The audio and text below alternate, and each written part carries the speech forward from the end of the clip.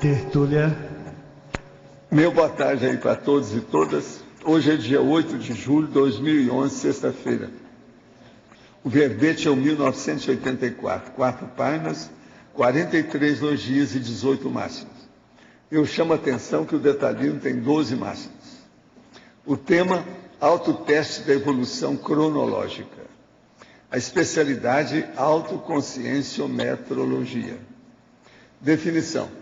O autoteste da evolução cronológica é o método, processo, procedimento, experimento, prova, comprovação ou meio utilizado para o exame, verificação ou constatação silenciosa por parte da consciência, homem ou mulher intermissivista, na terceira idade física, do fato de não conseguir acompanhar detalhadamente, ao longo das últimas décadas da própria existência, o acervo, acúmulo, agrupamento, concentração, conjunto, reunião e série das neoverpons geradas e exemplificadas verbaciologicamente por si mesma. Isso aqui é um dos assuntos mais sérios que tem para vocês atualmente, que vocês estão todos entrando nessa aí, tá? Agora, vem aqui a fluência pessoal das pesquisas da neoverpons evolutivas. Agora, tem uma série de verpons. A verpom consensual, essencial, a teática, da forma, do conteúdo, dos fatos, os parafatos, a verpom gerando neoverpons, a rede interativa de verpons, as prioritárias, a conscienciologia como ciência das verpons, a transitoriedade da verpom sempre provisória. E por aí vai. Eu li só uma partezinha. Agora, depois disso, nós temos aqui 5 verbetes dos 15 aqui que nós estamos falando. Autochecagem indispensável. Autocriatividade. Cronoevoluciologia. Efeito da verpom. E verpom paratecnológico. Frase enfática. O autoteste da evolução cronológica permite aprofundar e expandir a autoconfiança e a autossuficiência da consciência intermissivista quanto ao remate do completismo existencial. Como vive você quanto às verdades relativas de ponta? Você já concebeu neoverpons? Agora, questionamento.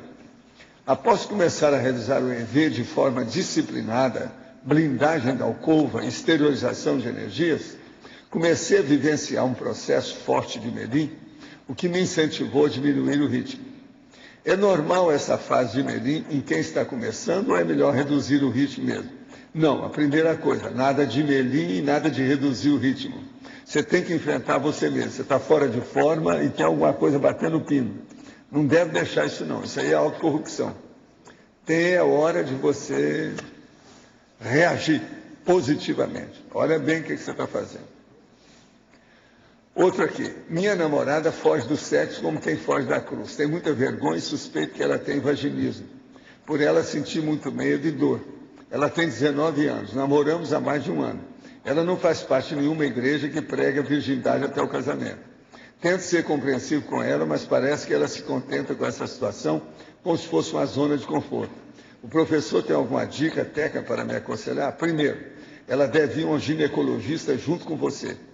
Ou uma mulher, junto com você, para ver as coisas.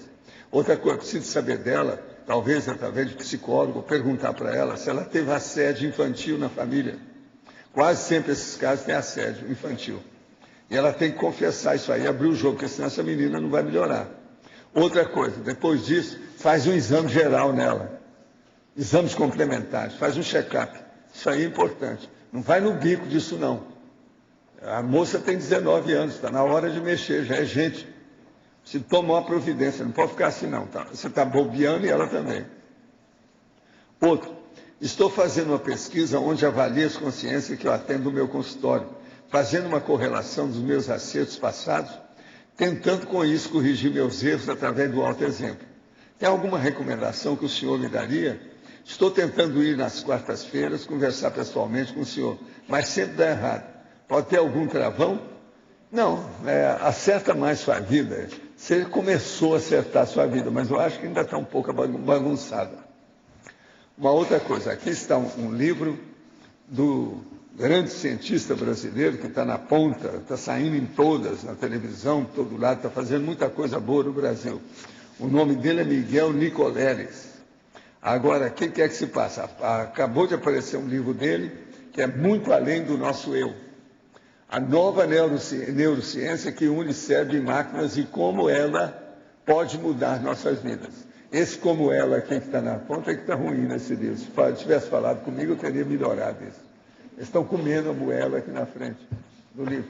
Agora, o livro é muito bom, muito sério e brabo. Eu quero agradecer muito a nossa Ruth, lá de Natal, que mandou o livro para mim. Agora, quero também agradecer o meu amigo Alejandro Parra, lá de Buenos Aires, que é do Instituto de Psicologia Paranormal, que ele me mandou uma carta aqui perguntando umas coisas. Eu vou examinar isso aqui e vou dar para um amigo nosso que é especialista para ver se tiver alguma coisa muito séria, nós vamos responder para você. Eu estou esperando vir, que eu preciso falar com o Antônio. Vamos ver se o Antônio vai aparecer aí hoje. Alô, alô, Antônio, se você estiver disponível, estamos aí na escuta. Aqui é como é que é aquele negócio do rádio amador? Entende? Alô, alô, alô, alô. Agora, gente, queria falar com vocês agora já um negócio para esclarecer. Eu trouxe aquela carta que é considerada fajuta, que faz desde 2003, que está falando sobre Roraima, lá na internet. Aqui agora eu tenho um amigo nosso que eu posso confiar, que é gente que trabalha conosco na Conscienciologia. Eles assistem a tertúlia, ficaram sabendo da história e mandaram para mim uma carta de 5 páginas com um relatório sobre Roraima. A maioria do que está na carta é real. Está bem claro. E ele fala, e ele passou, e tem coisa pior aqui que ele mostrou.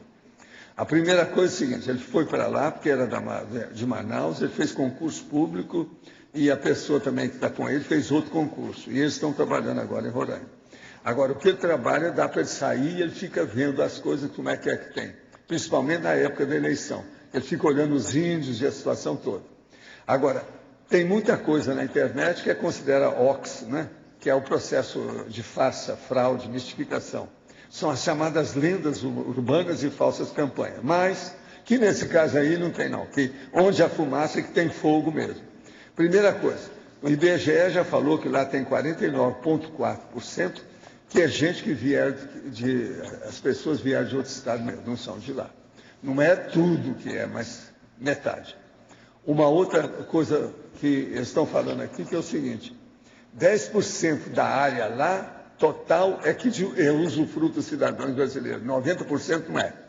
É de índio e outras coisas que tem lá.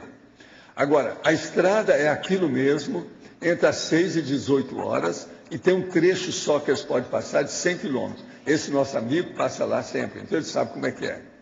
E há uma mudança horrível na estrada. Quer dizer, igual aquele negócio do Espírito Santo que eu vi na estrada. Lá deve ter uma coisa pior do que isso. O Brasil está cheio dessas estradas horríveis, por isso que tem tanto acidente. Agora, ó, são verdadeiras as afirmações de riqueza naturais inexploradas. E eles estão falando sobre o negócio, principalmente a cabeça do cachorro, que é aquele negócio parece a cabeça de cachorro em forma de mapa, que é de lá. Agora, lá tem urânio, tório, cobalto, molibdênio, titânio, tantalita, columbita, cassiterita, ouro e diamante. Do jeito que está falando, é mais do que aquilo que o cara está falando. Uma outra coisa, eles acham, aqui ó, ele falou o seguinte, deixa eu ler aqui. Minha percepção pessoal é que as coisas estavam caminhando nessa direção de mais dia, menos dia, quando as potências belicistas achassem propício, notadamente os Estados Unidos, seríamos surpreendidos pela típica guerra de opinião pública que antecede as guerras de fato, fazendo crer a sociedade americana da necessidade de intervenção militar, entenda-se, ocupação, visando proteger essas nações indígenas tradicionais. Seria o início do fim. Então ele acha que isso tudo é real, dentro da situação que está lá. Outra coisa, está falando da reserva indígena Raposa Serra do Sol, que é uma área de 1.077,7 de hectares, é muita coisa, e uma população de menos de 10 mil índios que comanda lá. Então, isso tudo teve um negócio com a FUNAI, está explicando aqui, desde 93, em 2009 resolveram, mas que isso aí foi muito bom, que é preferível acontecer essas coisas que estão acontecendo lá, antes que haja uma invasão de países estrangeiros em cima da Amazônia. Está falando bem claro. Agora aqui, outra coisa. Ele falou que lá o negócio de índio, que eles moram em malocas, tipo índio mesmo, mas que tem uma falta total de perspectiva. Tudo depende da permissão do pajé. E outra coisa, todos eles andam com veículos importados. Está tudo aqui. E outra coisa, eles utilizam a tecnologia de satélite. Viu, Cíndio? Agora, isso tudo então é um negócio. Ele ainda fala aqui, a impressão que temos é que os indígenas são pagos para sentarem-se sobre a terra e garantir que essa continuará intocada até o momento em que será oportunamente questionada pelos mesmos patrocinadores de intenção duvidosa. Quer dizer, os índios estão segurando os minerais lá para que amanhã tenha uma guerra e eles venham e tomam conta de tudo. O negócio é pior do que a carta. Outra coisa, ele estava lá no município de Rorainópolis. Então ele foi visitar, dentro do trabalho que ele faz, as coisas todas. Então ele viu, tem uma evangelização infantil, que pintura de decoração, murais, trabalho dos alunos. É uma doutrinação e catequização. É um núcleo de lavagem cerebral. Os trabalhos escolares, quando eles foram lá, eles pararam de dar aula para as crianças, para ninguém saber o que eles estavam fazendo. Quer dizer, o negócio então é o seguinte, as bandeiras que os meninos invariavelmente desenham, têm adaptações, ora da bandeira americana, ora da bandeira de Israel. Não tem nada de Brasil na história toda. Agora, a cena me pareceu, então, outra coisa, escreve também a estrela de Davi, que é dos judeus. Eu tinha falado que aquele negócio da carta, para mim, está faltando alguma coisa, porque não falaram nada de judeu. Agora aqui, a cena me pareceu assustadora e poderia ser interpretada como um verdadeiro crime de lesa pátria, agravado pelo fato de terem incutido aquilo na cabeça das crianças. O local funcionava como sementeira de erva daninha, garantindo um futuro perigoso à religião. Então, professor, mesmo que não seja de todo verdade, mas em boa parte aquilo que se vê no e-mail Ox, tem uma razão de ser. E por isso vejo que nossa presença e nosso trabalho aqui, cada vez mais imprescindível, trazendo as ideias de ponta da conscienciologia, movimento de energia, movimentando a energia, fazendo TENEPS, tudo isso como parte da solução. É justo destacar que Boa Vista é uma cidade agradável, planejada, possibilitando boa qualidade de vida, embora o tamanho dela. Agora, ele já teve início sempre com turmas cheias de alunos da conscienciologia. Agora, o negócio que ele viu, o que ele testemunhou em Rorainópolis, foi em 2010. Ao participar da equipe que coordenaria as eleições naquela localidade, entre outras atividades, estava a inspeção prévia nas escolas, onde seriam instaladas as sessões eleitorais. E numa dessas escolas tinha uma desagradável surpresa. As aulas estavam suspensas, devido ao nosso trabalho. Era uma pequena escola municipal com 4 salas de aula para alunos da pré-escola do ensino fundamental. Desde a chegada, nada ali lembrava uma escola, e sim um centro de evangelização. Quer dizer, gente, o Brasil está sempre... Quem tinha razão era a turma do Exército, que sempre falou nisso. Está aí. Isso aqui nós podemos confiar. Não tem nada de sujeira essa pessoa eu conheço e está nos representando a questão da conscienciologia lá em Roraima. Ele ouviu aqui o negócio, mandou, fez um relatório para mim. Tem 5 páginas. Tem muito mais coisa que ele falou aqui com detalhes. Eu li aquilo que é essencial. De modo que a maioria das coisas que eu tenho trazido aqui da TENEPS, eles falam que tudo é mistificação. Você vai estudar, tem sua razão. Quer dizer, o negócio não é fácil, hein? Temos que começar a estudar isso. Isso já é a 3ª situação que acontece aqui conosco. Você já viu, né? Lembra das que eu falei aqui? Teve uma que criou uma celeuma danada, a hora que eu li, falou, não, estuda fajuto. Nós fomos lá, não era nada. Tinha sua razão. Essa é a 3ª que cria esse processo. Então, vamos examinar bem isso, como é que é. Aqui eu não estou falando no estado de São Paulo, lá como o da Atena ou qualquer coisa, não. Nós estamos falando de coisa do Brasil, o estado inteiro. O negócio é sério. Vamos pensar nisso. Tomara que alguém lá em Brasília acuda, pelo menos alguém que tenha alguma ideia de brasilidade, que é o que precisa, né? Que não esteja pensando só em bolso, dinheiro no bolso. Pois é, aquele general que defendia, que tem aquele cara. Lembra que eu falei? Se ele fosse candidato, eu votaria nele para presidente na hora. Não interessa se é militar. Bora, tem que segurar isso aí. Valdo, por que a imprensa não fala nada e também os políticos, né? Pois é. Era só ir lá e ver lá, passar uma temporada, algumas semanas, examinar isso tudo lá, que a pessoa vai ver de perto. Esse nosso amigo já está lá há algum tempo. Ele já está doutor em Roraima. Já viu as coisas essenciais. Por esse relatório dele, ele escreve muito bem, tudo em cima do lance. E a gente pode confiar, esse homem é bom. Você conhece bem ele também, né? Pois é, ele é fora de série. Pois é, fora de série. A que você queria mais? Aqui na página 25, a tecnologia, as paratécnicas didáticas da parapsicoteca. Podia dar uma aprofundada? O caso é o seguinte, a parapsicoteca, ela vê os problemas do passado da humanidade e da própria vida, como é que é nesse planeta. Então, ali você tem tudo que pode examinar lá naquilo que nós chamamos que é holoteca, a para-holoteca, ou holoteca extrafísica. Entende? Agora, é justamente aí que começa o trabalho da pessoa ter uma cosmovisão maior. Então, a parapsicoteca, ela leva todas essas paratécnicas. A paratécnica mexe mais com o processo de holossoma, com o processo direto do paracérebro, aparacérebro e outras coisas mais. O problema todo é esse. Então, com isso, há uma expansão do problema da cosmovisão, a pessoa vê mais a realidade. Então, a evolução cronológica é um fato.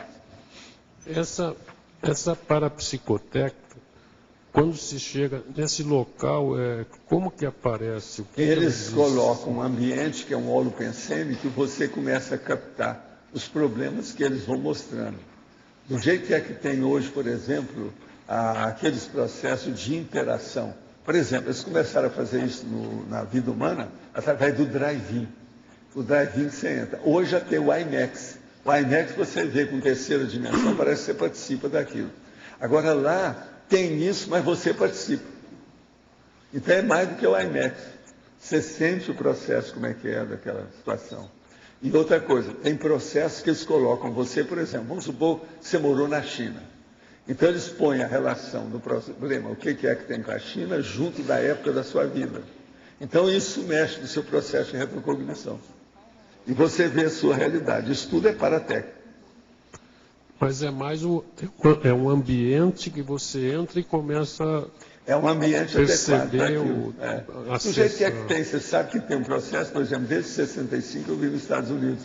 Um problema que você entra no lugar, você tem as telas por tudo quanto é lado, em cima de você, atrás, na frente, todo lado. Você participa daquilo. Depois lá na Califórnia, eles levaram isso. Você está entendendo? Lá para a Disney World. Levaram também esse processo. Tinha uma opção de coisa. Você entrava e você entra naquilo no geral. Mas não existem paramáquinas, nada. É mais um ambiente que... É o processo de colocar consciência. A gente fala em máquina, mas não é bem paramáquina, né? O problema é a consciência, o paracérebro. Mexe mais com o paracérebro. Eles trabalham com o paracérebro em cima do processo. E acesso a retro, acesso... Outra coisa, quem faz isso tudo é de base de serenão, né? O nível é avançado. Mas deve acessar um monte de coisa. Isso agora, depende do lugar onde tem a psicoteca, né? O que é que precisa. Depende do nível da Comunex, etc. Isso varia. Entende? Aqui na página 25, na efeitologia, no final da quarta linha, você coloca o efeito normalizador da linguagem proporcionando a comunicação interconsciencial. O que é o efeito normalizador da linguagem? O processo que normaliza a linguagem proporcionando a comunicação interconsciencial. Por exemplo, nem sempre você entende o que a gente fala aqui. Quer dizer que é uma comunicação que não está muito normalizada, precisa acertar bem isso. Tem a hora então que falta aí o som, está mais baixo, isso tudo é falta de normalização da linguagem. Agora, outra hora. Você vai conversar com a pessoa, ela está falando um sotaque, você não entende nada que ela fala. Então, precisa normalizar isso. Agora veja, o efeito normalizador da linguagem proporcionando a comunicação interconsciencial. Você vai falar com a pessoa, o ideal é você falar na linguagem dela, para entender do jeito que ela está, e ela falar para fora, e não falar para dentro. É um monte de gente aí que fala para dentro. Como é que fica? Então nós temos que desconfiar disso. Por isso que é muito importante aquele negócio da fonoaudióloga, para melhorar esse processo de comunicação. É muita gente que vem falar comigo, eu não posso falar com todo mundo para ir a fonoaudióloga, porque senão eu ia ficar com a placa lá. É muita gente que precisa, né? Dá um jeito. É muita gente aqui que vai falar para dentro. É uma pena. Se a pessoa quiser, se todo mundo levantasse para a gente falar, eu ia falar, não, você fala para dentro, você fala para dentro. Mas eu não posso dar, né? É meio chato. Tem que Professor Valdo, aqui é a Rosa Ramalho. Na página 25, ainda sobre parapsicoteca, sim, eu havia lido há tempos, em André Luiz, que ele fala nos livros que, ao se abrir os livros, eles são páginas vivas, né? E como se aquela história, a historiografia não só da humanidade, como também nossa, né? Do jeito que eles fazem uma espécie assim, mais de processo vivo, mas maquete. Isso é que é o mais sério da história. Então, a analogia que o senhor faz com a holoteca é que os livros são livros vivos, a holoteca né? é mais avançada. Ele nem chegou nisso, ele não falou. Não. Mas o que o senhor já fala hoje. É muito mais séria. Porque ela envolve a pessoa. Sabe como é que é? Faz uma interatividade. Interação com a pessoa. Com o consulente. Então, ela vai acompanhada sempre do amparador e de acordo com o material que ela precisa ver. Tem gente muito mais evoluída, que domina aquilo, que já tem muita experiência da história. Agora você chega e entra dentro daquilo. Eles estão tentando fazer umas coisas dessas, esse negócio de colocar aparelho na pessoa, para ela pensar, ver as coisas, ver a distância. O próprio Nicoleles está estudando isso. Então coloca o negócio na cabeça da pessoa, já um microchip, para a pessoa já pensar, é mais ou menos uma coisa dessa. Só que tem que lá é muito mais avançado. O processo é pensar em paracérebro, para a pessoa começar a entender. Entendi. O mais é difícil. Obrigada. A gente entender tudo.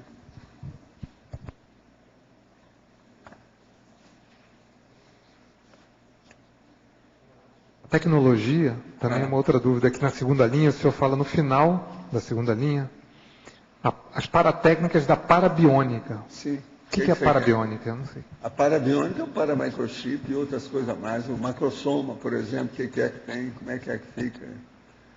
Você tem um macrosoma. O que é que, qual as vantagens dele? O que ele apresenta de bom? Isso aí é a parabiônica. É um certo ponto. Agora, tem gente que já parece ser extraterrestre, né? E você vai olhar e às vezes não tem nada de parabiônica mesmo, né? Você, por exemplo, o Loche, você acha que ele tem? No entanto, ele às vezes parece meio extraterrestre. Né? É o jeitão dele. Às vezes só.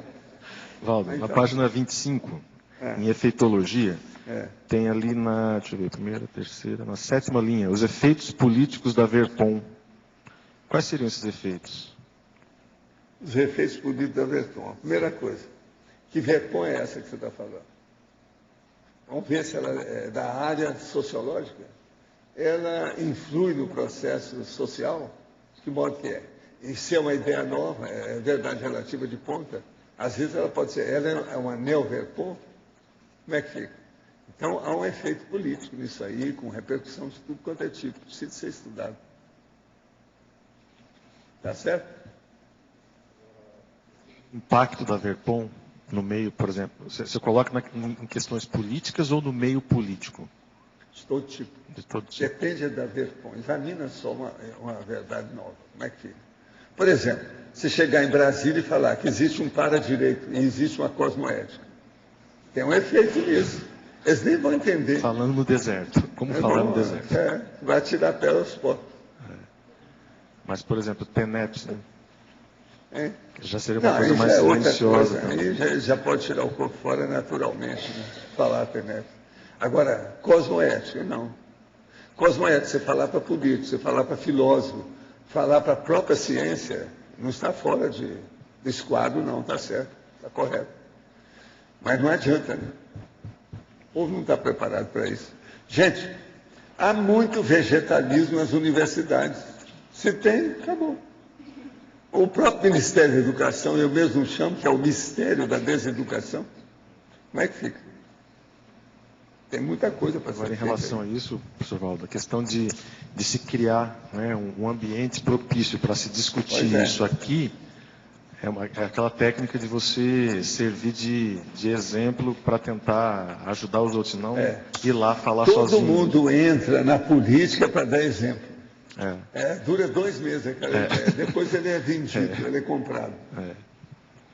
É que teve uma pessoa aqui no CAEC justamente criando um partido e a gente usou esse argumento. Todo mundo entra para salvar a pátria. Sassá Mutema, salvador da pátria. Vamos salvar o Senado. Valdo, desses 3 grupos que você comentou agora, políticos, filósofos e cientistas, você falou, a cosmoética falar para políticos, filósofos ou cientistas tem a ver, são áreas que... Veja, a filosofia tem a área da ética, eles que mexem mais com isso. A ciência não quer nem saber de moral, de nada. Mas tem a questão da bioética, fora. Que tem... Pois é, agora estão começando a falar alguma coisa, mas desse tamanhozinho. Então, mas desses 3 grupos, seria a classe política a mais resistente a essa ideia? É a mais resistente, a mais, vamos dizer, cara dura.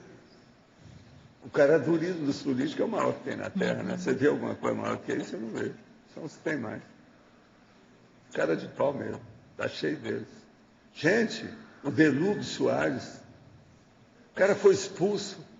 Já tem gente lá dentro agora que brigou, que vai sair do PT. Não está aguentando ficar lá dentro. Deve estar fedendo o partido lá dentro. Deve estar com fedor, mau cheiro. É porque dentro da área da politicologia tem a questão da moral política. Tem uma disciplina que é justamente a condição da moral política. Mas, assim, a minha dúvida é a seguinte, qual que é o viés que a gente pode, então, utilizar para começar a falar de cosmoética para essa classe que seria mais resistente? Não, o problema é falar por pessoa, né? O ideal é começar a trabalhar pontualmente, serviço homem a homem, pontualmente. Tá. Entende? A técnica de marcação por homem, tipo futebol. É o jeito. Recomendo pela Eu acho muito difícil pegar tudo de uma vez, senão vai demorar muito. Não há vontade política de renovação, você não vê isso. Agora, o melhor da história, esse homem aí que trabalha para o governo, que é um ministro, esse AGE, H-A-G-E. É Jorge Age, ele Jorge Age. Ministro da Controladoria. Veja, ele está metendo o pau na jurisprudência, mas em compensação. Ele está defendendo o Lula de tudo quanto é jeito, a situação toda. Não, mas ele defendeu aquela lei das licitações diferenciadas, entendeu? Ele estava defendendo uma bobagem enorme. Agora veja, o homem, o sigilo das licitações. As coisas que ele está falando sobre o processo da jurisprudência é uma verdade. Eu vi a entrevista. Agora, o que adianta? O homem é um ministro, está falando. Ele fala, entra no ouvido, sai no outro. Você não vê resultado nenhum daquilo que ele fala. O Brasil está assim.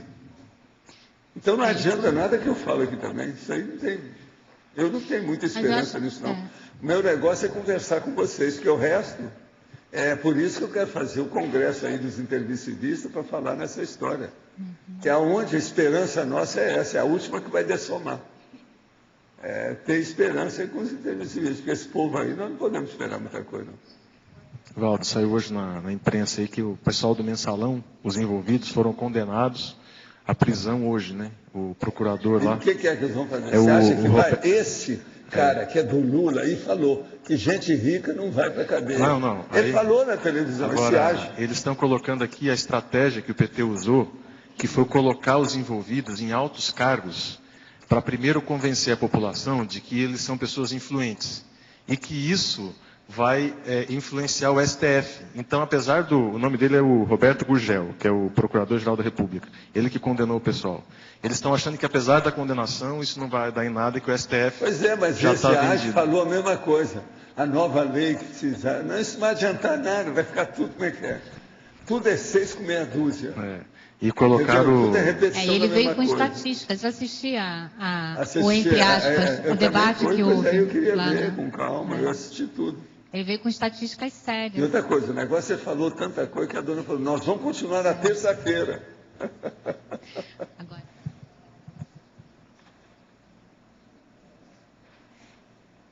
Agora, a situação é essa, minha gente, não é fácil. O povo está fazendo força. Por exemplo, essa revista Veja, com tudo que tem os altos e baixos equatoriais, eles estão mostrando certa realidade. Esse ministro do Trabalho. Eu nunca vi uma coisa daquela. Você viu quantas 1000 vezes aumentou o patrimônio do filho do cara em 2 anos? Bateu um recorde. 8 mil e poucos por cento, 800 e poucos por cento. Não, parece que é mais de que é isso. 80 mil por cento. 86 mil vezes o patrimônio do cara. Já que é para roubar, vamos roubar muito. Gente, né? isso é internacional. Ele deve ter batido um recorde da galáxia. Isso nunca aconteceu tão grande.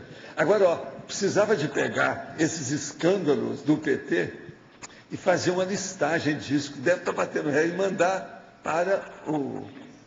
precisa de mandar. É uma boa. Precisa de mandar para eles. É o corruptômetro. Fazer o corruptômetro. Ganhou de todo mundo. Esse aí, só isso aí, já mostra o nível do PT. E outra coisa, ninguém fala em PT, fala que é o PR só, que não tem nada. Agora, esse cara estava lá como ministro não sei quantos anos.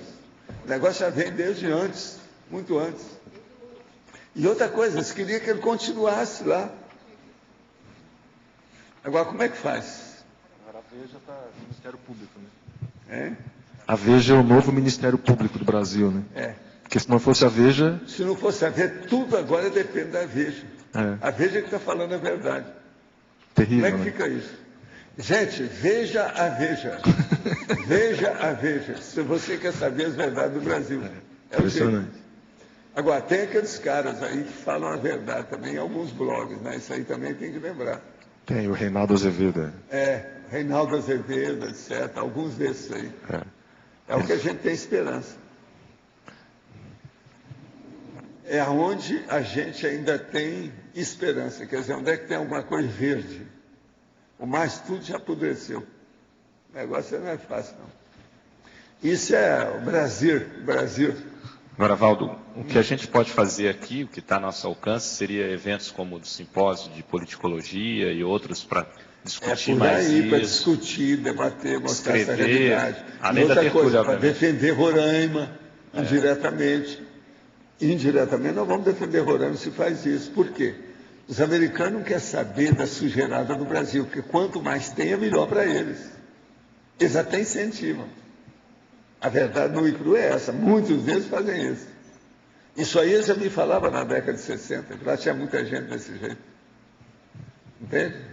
Eles não se interessam, eles acham ótimo que haja bastante, que a gente se infiltre. Valdo, eu acho que a hora que a gente inaugurar aqui aquele anfiteatro da Ágora, isso vai ser simbolicamente, vai ser um marco para Foz do Iguaçu. Para os políticos virem aqui, ver como é que trabalha, como é que o bairro funciona. Primeiro a gente tem que fazer o pórtico.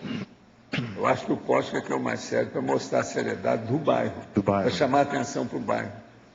Eu acho que se fizer o pórtico também antes, pode ajudar depois para a gente captar os recursos aí para fazer o centro cultural. A gente mostrou a Ágora para aquele senador, Pedro Simon. Aqui, o portfólio todo, né? E quando ele chegou na Ágora, ele chamou o secretário dele, ele ficou assim, embasbacado com o material e tal. Disse que nunca tinha visto aquilo, que queria vir conhecer. Então isso vai dar O Simon era um dos caras que era reserva moral lá do Senado. Mas depois houve umas coisas lá, não sei o que é. Eu acho que ele cansou. Ele cansou. Agora, ó, para mim, muitos desses políticos, esses recursos, eles sabem de medo de morrer, né? Eles começam a receber ameaça de morte. Eles não falam, mas deve ser isso. Começa a bater demais. Para mim, é isso. Então, é o chamado assédio moral de política, é o pior que tem. É pior que de criança e de mulher. Pois é, porque ameaça todo mundo que tem em torno. O negócio não é fácil. Então, isso tudo a gente tem que ver, né? Como é que fica. Agora, gente, eu falo muita coisa dos erros aqui no Brasil, mas o Brasil também eu falo várias vezes. Essa semana mesmo eu falei que eu vim para cá e não quis sair. Eu tinha recurso para ficar no Japão, para ficar nos Estados Unidos, para ficar na Europa, não fiquei em parte nenhuma. Eu quis ficar aqui para poder fazer essa pesquisa e ver o que ia acontecer. E acho que foi o melhor país e a melhor escolha que eu podia fazer, que era o melhor local para a gente fazer isso. Eu não acho que eu errei nada, me arrependo de nada, tudo certinho. Foi muito bom. A inspiração foi correta. De modo que precisa de melhorar essa sem-vergonhice, né, do jeitinho brasileiro. Isso aqui é um negócio, porque tudo isso aí é jeitinho. É o processo, tirar vantagem em tudo, aquele negócio todo. Nós temos que superar isso aí. Falar bastante. Olha o jeitinho. É preferível ter um jeitão. Mas um jeitão que seja cosmoético, né? Professor Baldo, sim. Aqui, da tecnologia, a penúltima linha. A penúltima linha. O que é? Qual? Da tecnologia. A tecnologia. Sim. A penúltima. A penúltima. O nível do ambiente técnico construído para a potencialização autoevolutiva. Autoevolutiva. É esse aqui que nós estamos criando aqui. Entende? Por exemplo, esse tertuliário. É isso aqui, ó. É construído para potencialização autoevolutiva. É debater esses assuntos mais bravos da nossa vida, etc. Isso aí é importantíssimo. É ambiente íntimo da consciência. Também o seu, mas agora o problema não é só isso, não. É um ambiente técnico. Aqui é o holopensene geral, não é só o pessoal. É tudo. É desde o seu escritório até o tertuliário, o holociclo, a holoteca, a cognópolis, enfim, a comunidade conscienciológica, cosmoética, internacional. Tá certo? Viva Buenos Aires. Ela saiu do frio e veio para o mais ou menos frio. O frio também. Tá certo? Mas, gente, de modo geral, então, o que vocês estão achando do autoteste? Qual o teste que você vai fazer para ver a sua evolução cronológica? Todo mundo aqui pode fazer esse teste e sair bem. Isso aqui é mais para os outros, já não é mais para vocês. Por que não é para vocês? Porque quando vocês vieram para cá, muita coisa melhorou, né? Na vida de vocês. Ou não melhorou? Aí é o caso de perguntar, né? Ô, João, sua vida melhorou depois que você veio para cá? Melhorou, né? Não tá. O João acha.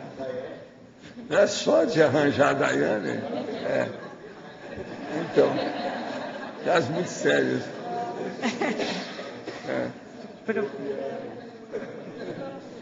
Agora, você já viu que os dois, a hora que ri, serve para fazer propaganda da Colinos lá, né? Da Colgate, etc. Tal. Viu os dentes branquinhos, como é que são? É o casal Colinos. Né? Então. Sim, professor Baldo, da patologia. Patologia. Antepenúltima linha. O construto inesperado.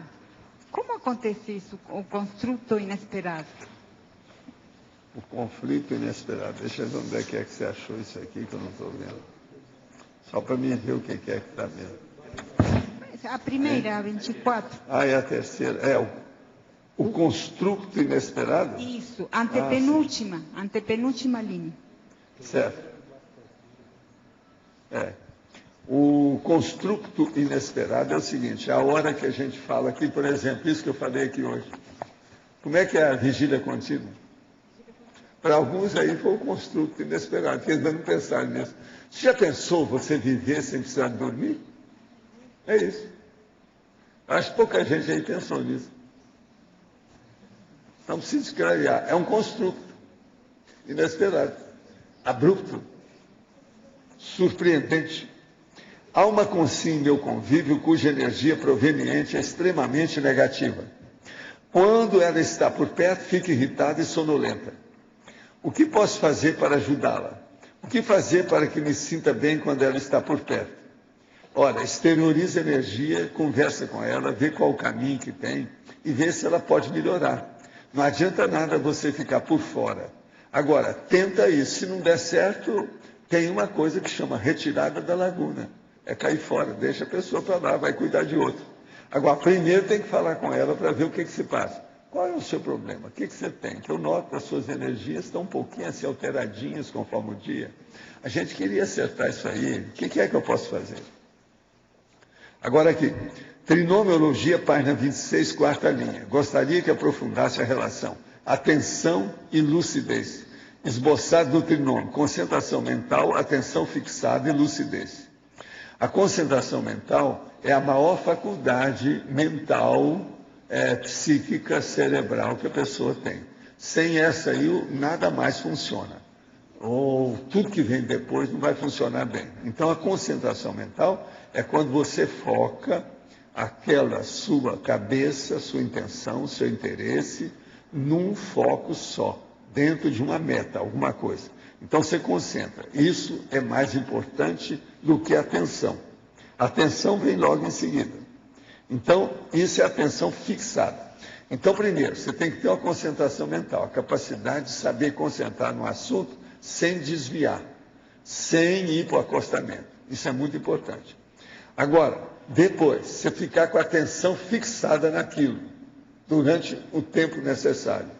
Aí você vai fazer o quê? Você vai ampliar a sua lucidez. A lucidez depende disso, concentração mental e da atenção fixada. Agora, na tecnologia, página 25, segunda linha, poderia ser explicitado o que são as paratécnicas da parabiônica. Isso nós já falamos aqui antes, né?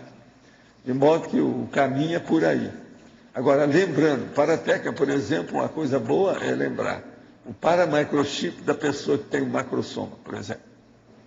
Outro, meu irmão, 3 anos mais novo que eu, sofreu vários acidentes com ferimento desde criança. Na adolescência, descobrimos que ele era um para-raio da família devido à comunicação de consciência assediadora. Ontem à noite, ao mexer com as energias, tive ideias de forma de aumentar minha renda pessoal.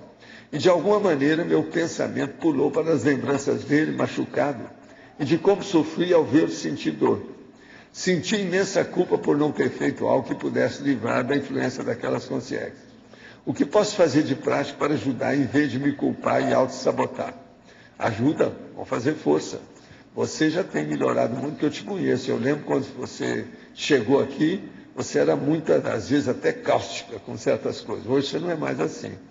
Então, o problema faz aquilo que você pode. Uma outra coisa. Preciso de ver que você está vivendo junto do seu irmão ou não. Isso também é importante. Se você já se separou, está longe, tudo isso também tem que ver. Agora, procura ajudar do jeito que você está fazendo. Você já trabalha muito com a cabeça aí, fazendo uma opção de coisa. Vamos em frente com isso. Há alguma razão referente à parageografia pelo qual os campos de várias ICs estejam em Foz do Iguaçu? Sim, porque aqui é a sede, aqui é a base. Nós quisemos fazer aqui a capital do processo da conscienciologia. Eu vim para cá para fazer isso, junto com os nossos amigos. De que forma se deu a escolha específica do local para a construção da Cognópolis? Isso foi orientação dos meus amparadores, e a gente viu aqui, porque aqui é um chakra da Terra. Évora Monte, em Portugal, teria alguma particularidade parageográfica? Lá foi devido ao processo, o auxílio das pessoas que levaram para aquele local. E lá é um lugar tranquilo em Portugal. Você não pode falar que Évora Monte não seja tranquilo. Lá é um lugar de paz. E isso na Europa é uma coisa rara. De modo que vale a pena. Lá é muito importante, muito sério. E a Nancy e o Wagner estão trabalhando muito bem lá. Então, beleza, todo mundo que vai lá vem falando muito bem do trabalho deles. Está ótimo o trabalho. Na Folha de São Paulo de hoje, o neurocientista Miguel Nicoleles afirma: a ciência é, de certa maneira, uma religião. Se a palavra milagre não tivesse sido adotada por outro ramo de negócio, deveria ser alocada na neurociência, porque fazemos as coisinhas melhores. De que forma o senhor interpreta essa afirmação de um dos 20 maiores cientistas do mundo? Nicoleles é mais um dos nossos? Não, mas tem gente com ele que é bem aqui, porque já esteve aqui conosco, junto com colegas, professores, tudo isso, né, que foi o Siddhartha. Né? Então é tudo gente que trabalha com ele. E outra coisa, a turma lá de Natal tem relação com os nossos processos da fundação dele. Agora, você quer falar o que aconteceu com você? Mostra aí o que é. Ele esteve lá dentro do trabalho que é do Siddhartha, que é feito pelo Nicoleles. Nós fomos testar o EEG junto com assistentes lá do Siddhartha e nós ficamos lá umas 2 horas no Instituto do Sono, medindo as ondas cerebrais e fazendo testes com o trabalho de energia à distância também. Então foi muito interessante porque a gente pôde avaliar a questão de entrar e sair em EV e depois também ver a questão do relaxamento, a questão das ondas alfa, né, que é uma onda que é bem significativa na questão do parapsiquismo, na questão também do processo de relaxamento. Então isso foi interessante. Depois nós fizemos um exercício de colocar uma pessoa numa sala ao lado e nós trabalharmos energia à distância com essa pessoa e se essa pessoa ia saber identificar aonde nós estávamos atuando. E foi interessante que a turma toda que estava lá comigo estava sabendo qual era o lugar que a gente tinha jogado as energias, e ao terminar o experimento, ela veio para a sala e a gente fez a pergunta, todo mundo fez a pergunta, aonde é que nós tínhamos atuado? E ela ficou com um receio de dizer se ela tinha percebido a minha presença ou não. E a gente fez a pergunta, se tivesse que chutar, em qual o lugar que você sentiu que poderia ser um toque? Eu senti aqui arrepio aqui na nuca, no cabelo, eu senti arrepiado. Quer dizer, isso foi todo mundo saiu na gargalhada, né, que foi a comprovação de que realmente houve uma atuação energética na própria pessoa, né? Então foi muito interessante, eles gravaram tudo e ficou com a Ruth todo o material para fazer uma análise ao longo do tempo, comparativo, para ver em que conclusões vão chegar, porque precisa pelo menos de uma quantidade significativa de pessoas para poder chegar a alguma conclusão. Até agora, a única coisa que viram lá no meu trabalho lá é que as ondas alfas, na questão do relaxamento, era uma amplitude bem alta em relação à média das pessoas. Aqui em cima. Por falar em Miguel Nicoleles, não sei se o pessoal está vendo, na TV Bandeirantes, no Jornal da Band, está fazendo uma apresentação de uma série sobre a experiência da quase morte. Inclusive, esse Miguel falou há dias. É no jornal da Band. Isso. E até me perguntei, eu mandei um e-mail ontem, não sei se chegou, perguntando se alguém da Conscienciologia foi entrevistado, porque parece que no início mostrava uma série de livros nossos aqui, né? Eu não cheguei a ver, eu não sei o que apresentou, não. Eu vi rapidinho um dos episódios lá. E outra coisa também, do outro assunto, que não sei se é do conhecimento, eu recebi um e-mail também que o Vaticano vai fazer uma exposição em Washington, parece, no museu lá, sobre os documentos secretos do século XIII ao XX. Inclusive, certo alguma... Agora, eu só pergunto, só o quê? Será que eles vão mostrar o que interessa ou só aquilo que interessa para eles? Eu não confio no Vaticano. Vovozinha, antecipadamente, e nisso aí eu sou a priorista. Inclusive, sobre o Papa Pio XII, esses dias eu assisti um documentário que fala que ele abrigou uma judia durante a guerra, então isso aí causou até surpresa no meio deles. E aí responde em parte a questão de se ele era ou não. Não, ele era da juventude plebiscita, cara. Exatamente. Então não tem jeito de fugir disso. Então, nessa exposição, espera-se que alguma coisa saia sobre isso. Né? É esquisito. O que é duro na Igreja Católica são os superiores pedófilos que ajudam os inferiores pedófilos. Por isso que eles não tomam conta. Agora foi preciso ter muito prejuízo para eles agora tomar uma atitude. Isso aí é que é duro, né? Vocês viram que agora, recentemente, lá na Itália, eles tiveram que fechar lá uma instituição católica, parece que era um convento, que eles estavam fazendo farra lá dentro. Urgia, com as freiras. É um negócio bacana isso, última novidade. Freiras. Agora, o melhor da história, uma das freiras tinha sido striptease, sabe? E ela estava mostrando lá como é que era striptease para as outras freiras. Isso é o convento atual da Igreja Católica. Agora, a gente tem detalhes disso. Parece que se fecharam esse convento, o negócio não deu certo. Diz que o carro que levava o pessoal era uma limusine, assim, então funcionava como um processo assim, bem de riqueza. Assim, não, em limusine tudo é fechado, você não vê o que tem lá dentro. Para levar o pessoal era tudo, para levar e trazer era de limusine. E a freira master era realmente que tinha sido dançarina erótica. Erótica, pois é. Vocês veem como é que é. Já não se faz mais convento como antigamente. Entende? Eu preciso falar com a Lourdes, com a nossa dos remédios aí, que foram freiras. Vocês saíram antes do negócio, o negócio piorou mais ainda. Eu não lembro disso assim sair. É que agora tudo aparece, né, na supercomunicação e a internet põe tudo, né? Então agora não tem jeito para esconder. Valdo, que antigamente era tudo escondido, né? Agora... Tudo escondido, as freiras com os padres. Então eles faziam um convento de padre, lá um convento de freira aqui, e tinha um túnel de baixo. Angra dos Reis ainda tem isso até hoje. É um local, descobriram o túnel. E no túnel estava cheio de esqueleto de recém-nascido. Esse aqui é o brabo, né? Então tudo lá dentro, tudo caladinho, sob o sigilo absoluto. Mas, então a Igreja Católica é especialista nisso.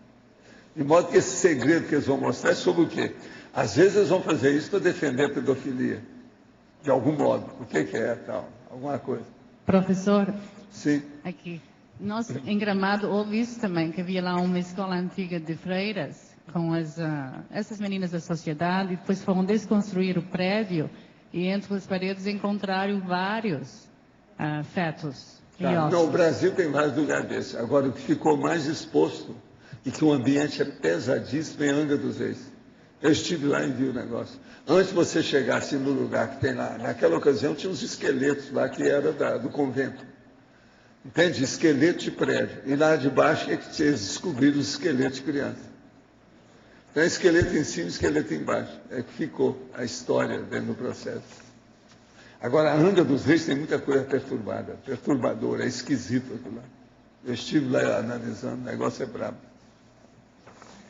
Agora, eu era um pouco até ingênuo, porque eu queria até comprar uma ilha que estava lá, de um cara que estava fácil, a gente tinha, na ocasião eu podia até comprar. Mas fui analisar, não valia a pena. Devido à cidade. A hora que eu fui fazer a avaliação econômico-financeira, sabe como é aquele processo? Vi que não dava certo. O Chico queria até ir para lá. Agora, a ilha era bacaninha, porque era pequena, e era o seguinte, de manhã era uma coisa, depois subia a maré, então ficavam duas, ela partia no meio. Então era um charme, né? Agora, tinha que levar um dínamo lá, um motor, etc., tal, uma opção de coisa nesse sentido. Tal. É perto da Ilha do Lobo. E eu desisti. Era um capitão do exército, o capitão da marinha lá, um cara que era o dono da ilha. Então, lá seria bom para você escrever, entende? A gente passar umas temporadas, porque numa ilha não tinha jeito. Agora, eu só falei com o Chico, Chico, a gente vem para cá. E a segurança? Os caras vêm com um barco, vêm aqui, assaltam a gente, leva tudo que a gente fez. Pensa nisso, nem sempre isso é bom, vamos pensar. É preciso ter muita confiança nos guias. Entende? O negócio não é fácil. Mas nós existimos a hora que eu vi a cidade como é que era. Eu fui examinar com calma, não deu.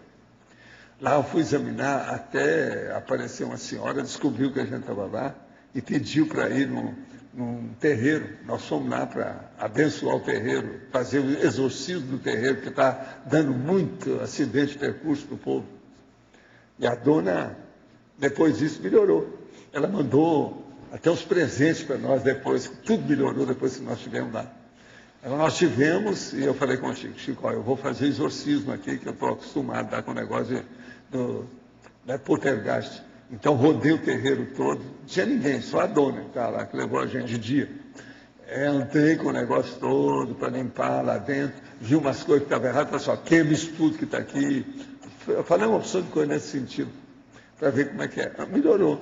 Agora, essa dona, tudo que ela falava assim, aí vai para o Cafu. Eu nunca pude esquecer aquilo. O próprio Chico também guardou o negócio.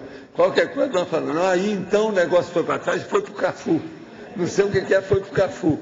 Então tudo dava para trás lá, não dava certo. Valdo, sim. Você comentou já outro dia sobre a confiança que você tem, né, na tua assistência extrafísica para fazer esse trabalho, né, de mexer com poltergeist, com desassédio. Certo. Quando você vai, que você fala assim, eu tenho confiança, você tem confiança porque você vai com... Não, quando eu já vou, eu já tenho a anuência dos amparadores. É tanto que eu nunca tive acidente sério. Por exemplo, eu não recebi nenhum cocô na minha roupa, na minha cara. Os padres que foram antes de mim aqui no Sul, receberam que a batina ficou imprestável. Um dos padres falou assim, eu tive que jogar fora porque eu fiquei com receio de vestir aquilo, nunca mais tive. Ele arranjou outra sotaina, outra batina. O que eu quero entender é o seguinte, você trabalha mais com o enumerador, né, que se comenta. Mas quando você vai fazer um trabalho desse tipo, aparecem mais... Nas ocasiões que eu fazia muito, quem ia primeiro e sondava o ambiente para ver se a gente fazia pró ou contra, era o Talmal. Talmal era especialista nisso, que é o chinês. Nós éramos especialistas nessa história. Agora, outra coisa, quando a pessoa já vinha falar comigo, eles já tinham visto antes, quase sempre é assim. Entende? Quando começa lá, que o povo decide, a gente vê. E daí o trabalho era feito em conjunto com o Talmal e o enumerador, agora, e tinha mais alguém junto? Uma coisa que eu queria falar para vocês é o seguinte, no dia 22 agora, nós começamos aqui o Congresso dos Intermissivistas. E uma coisa engraçada que tem é que nesse período agora, nós temos 3 turmas que trabalham na mídia junto da Globo conosco, diferente uma da outra, não tem nada a ver. E que estão trabalhando com alguma coisa aqui conosco. Eu não entendo como é que é isso. Nunca houve assim um processo de 3. Como é que é possível? Tudo diferente. Eu fico até pensando se não tem alguém que está instruindo isso deles lá, alguém conhecido nosso aí, meu amigo ou qualquer coisa. Eu não sei bem como é que é. Agora, isso aí é bom. A gente falando que, às vezes, se levar alguma coisa vai ajudar na questão do Congresso dos Intermissivistas, né? Para chamar a atenção. Já está chegando a uns 100 pessoas, né, no Congresso. 80, Quer dizer que já tem intermissivista nisso. Agora, eu conto com vocês aí que são intermissivistas e que não sejam cara de pau, para aparecer, né? Porque se for cara de pau, não adianta você, né, falar que é intermissivista. Só lembrando que no primeiro dia tem um curso com o professor Valdo sobre o intermissivista. Vai ser aqui. Então... Eu vou dar 3 verbetes novos, né? O verbete sobre os processos que interessam. Tem coisa mais avançadinha aí. Então são coisas avançadas e a gente pede... que é no dia 22. Você se prepara para a gente brigar sobre esse assunto. Os assuntos que tem. A gente pede para o pessoal já fazer as suas inscrições. Vocês vêm com as armas e com toda a força que tiver para a gente enfrentar isso aí. Viu, Arlindade? Dia 22, tá certo? Sexta-feira. Cadê o outro lá, o Adélio? Tá firme? Vamos ver o que a gente faz com isso. O João também está aí, né, dia 22. Vamos enfrentar essa turma aí, o que tem. E eu vou distribuir 3 neoverbetes para a gente estudar. É de manhã e de tarde. Tá certo? Tudo isso já está encaminhado. Vamos ver como é que nós fazemos.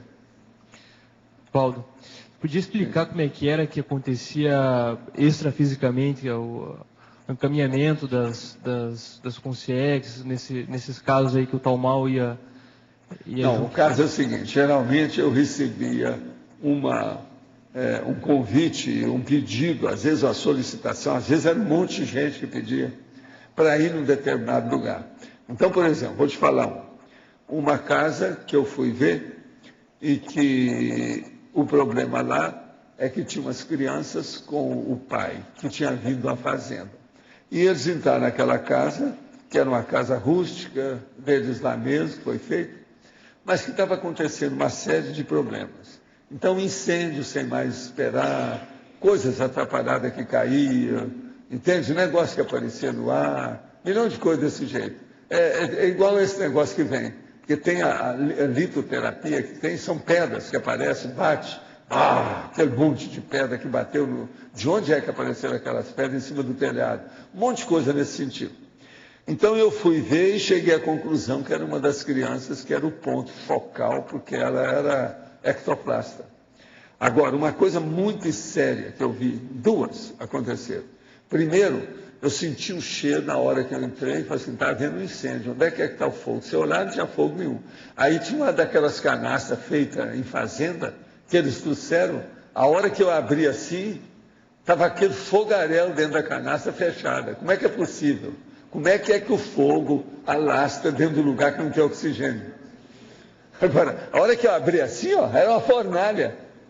E fora não tinha nada. Você só sentia que tinha cheiro de fogo. Não tinha nem fumaça.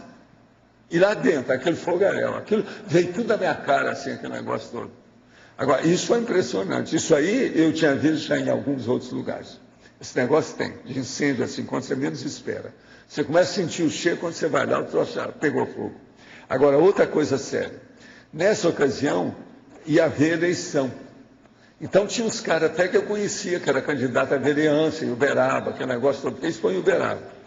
Então, eu estava passando lá e comecei a fazer o meu negócio de mexer com energia, aquela coisa toda, quando alguém falou assim, Valdo, olha a parede, o que está acontecendo? A parede enorme, branca, do fundo lá da sala onde eu estava, um negócio preto, que era, os negócios já tinham queimado, porque lá tinha havido vários incêndios, e estava um pedaço de carvão que queimou.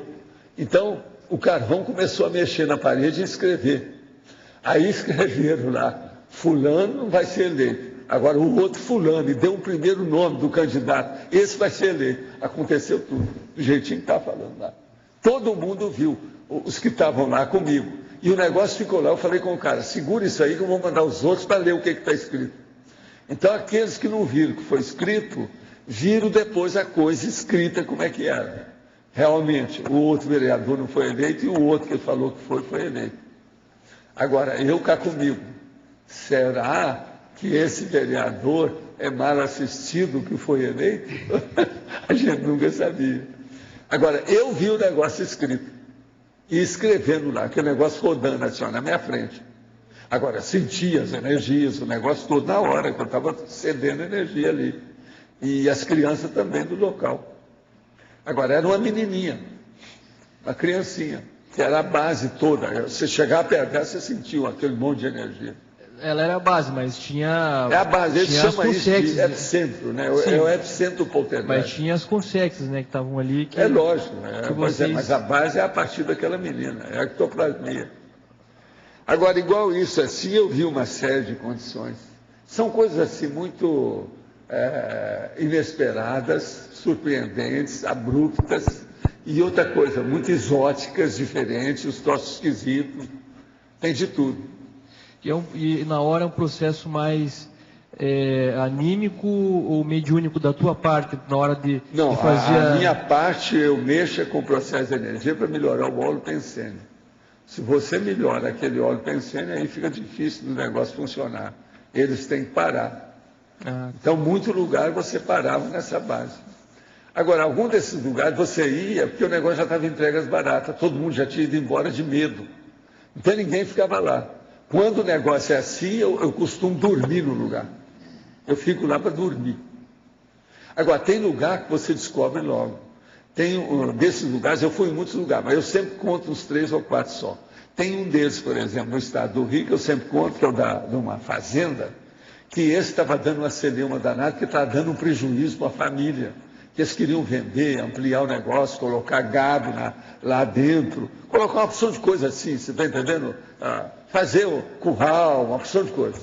E o negócio estava dando para trás, porque ninguém queria ficar lá. Os cachorros morriam, as pessoas iam trabalhar lá, começavam a arranjar doença nas pernas, o negócio dava tudo para trás. Então nós fomos lá. Na hora que nós entramos lá, dentro da sala principal da fazenda, tinha uma porta, e do lado esquerdo, assim, eu fui andando, quando eu vi, eu falei assim, aqui é o núcleo de energia violento e negativo que tem aqui. Deve ter havido alguma coisa. Aí eu fui perguntar, mas ninguém sabia se tinham matado alguém lá dentro, alguma coisa nesse sentido. Ninguém sabia. Então, o que eu fiz? Comecei a rodar toda a área da fazenda junto da casa principal. Você está entendendo? A casa grande, né, como eu chamo. Então, fui rodar aquilo tudo. A casa era antiga, lá do estado do Rio, aquele negócio. Quando eu passei numas árvores, eu senti que tinha alguma coisa. Então, o que eu fiz? Me concentrei para entrar em transe ali, eu saí do corpo, ver o que eu podia fazer. Tinha várias árvores ali, e aquele negócio como se fosse no meio. Aí eu vi que tinham matado uma pessoa mesmo, com tortura, e tudo naquele lugar. Foi dali, então, que o negócio caminhava para o resto. Nós fomos pesquisar, o negócio tinha acontecido mesmo. E ninguém estava falando disso. Então, o negócio começou a partir daquilo. Agora, depois disso, o ambiente melhorou e parece que eles andaram vendendo uma parte lá, colocaram outros cachorros, não aconteceu nada com os cachorros, todo mundo estava com saúde, tudo isso. Depois eles me falaram lá em Ipanema, foi gente que me falou, olha, tudo melhorou lá. E a vida de todo mundo andou melhorando, na área toda. Agora, Eu sei o que é que os levaram de consciência que estava lá, alma penada, né? Como eles chamam. Levaram para encaminhar, para ver o que é que ia fazer. Não foi fácil. Esse deu muito trabalho. E o povo que foi comigo estava tudo morrendo de medo. Teve gente até que recusou ele. Gente que estava acostumada. Falei, não, esse negócio de fazenda não entra. Sei lá, né? Lá no fim do mundo, isolado. Não entro nessa. Muita gente não queria saber. Realmente, fazenda, no fim do mundo, que o negócio está lá. Todo mundo já estava com medo. Quando nós chegamos lá, não tinha ninguém morando. Você está entendendo? Os caras tinham saído na semana anterior.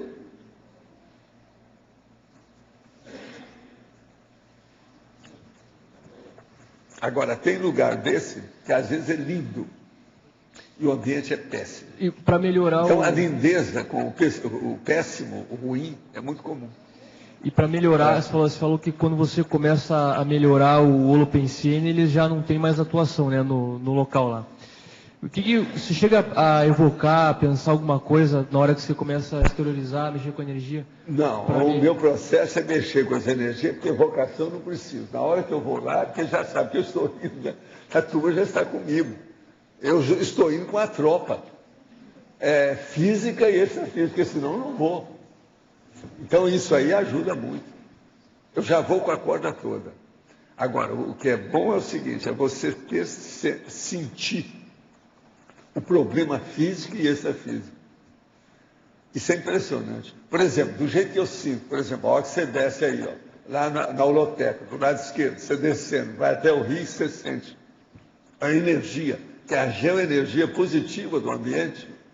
Essa aqui é boa, ela te amplia, você se sente, você está entendendo? Totalmente assim expandido do ponto de vista de consciência. Mas num lugar desse é pelo contrário. Começa, eu tenho sinalética, então começa. Você já viu no submarino, a hora que o submarino está entrando na água? Aquela loucura. Eu sinto isso tudo na cabeça.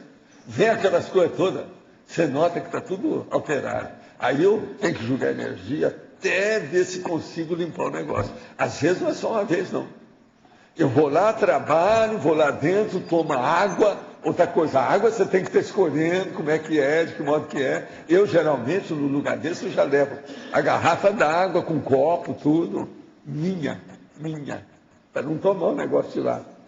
Então, você toma água, etc. Tal, fala assim, não, vamos agora à segunda cirurgia. Vamos lá ver o que a gente dá. Vamos trabalhar de novo. Agora, tem lugar desse que eu chego a deitar no chão para enfrentar o processo direto. Você está entendendo? Aonde sai? Onde borbulha o processo da energia negativa, para limpar. Agora, isso tudo, gente, é exorcismo mesmo, é o que o povo faz, não tem jeito. Só que tem, que é o desassédio, né? E o encaminhamento. Agora, se há assistência, a situação é boa. O problema é ter assistência. Agora, uma coisa séria, é o que eu sempre falo, a coisa mais difícil que tem no poltergeist é você saber escolher as companhias da sua equipe. Você não pode levar qualquer pessoa. Tem que selecionar muito. Senão você piora a turma toda e principalmente aquela que você leva e piora o ambiente em vez de melhorar. Então é duro. Já houve caso que o povo insistia demais para levar e as pessoas até viravam a cara comigo, que eu dava conta. Não, fulano não deve ir. Não, esse fulano aqui não, eu não conheço, não sei quem é. Eu não vou levar uma pessoa que eu não conheço. Eu quero só gente que eu conheço, que é um perigo. Uma pessoa de muita emoção é um perigo. Por exemplo, artista, tem que ter cuidado para levar em qualquer lugar de poltergeist. Porque ele já é um poltergeist vivo, um artista. Você está entendendo? A gente nunca sabe. Você vai entrar em transe, o que ele vai fazer, como é que é a situação dele. Seja artista qual for, é um perigo. Está entendendo? Tem que ser muito bem centrado, povo. Como é que fica? Homossexual ou lésbica, jamais, não pode levar. Está entendendo? Porque tem alteração de processo de sexo, aí um perigo, por causa da afetividade, junto com a sexualidade. Então, isso tudo é muito sério. Agora, você também não pode levar uma pessoa que seja esterilizadora de fenômenos. Aquela que chega, joga energia, porque ela é contra a maioria dos fenômenos. Então, tudo que acontece é dar o conta. Você não adianta levar. Porque se essa leva, os amparadores, na mesma hora, tomam conta dela. Tem um monte de gente da parapsicologia ou da ciência convencional que são assim. Esses não devem aparecer. Agora, é muito aborrecido na hora que você dá um conta numa pessoa dessa, que tem gabarito, que, entende? Socialmente, que é muito séria, e você tem que falar a verdade. Fala assim, não, você não dá, não vai ser bom para você. Você não está com preparo para isso. É o jeito que a gente tem que falar, você está entendendo? Mas o negócio não é só a pessoa, é tudo. Ela pode piorar tudo. Coloca o caldo, vai derramar. O negócio vai ficar feio. Não é fácil. Você entendeu isso? Isso aqui é o processo de poltergeist, de modo geral é isso. Professor. Sim. As companhias?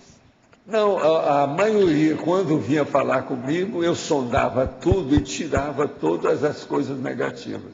E ia. Quase sempre, às vezes, era ruim pelo seguinte, você tinha uma opção de gente que podia levar e você não podia levar.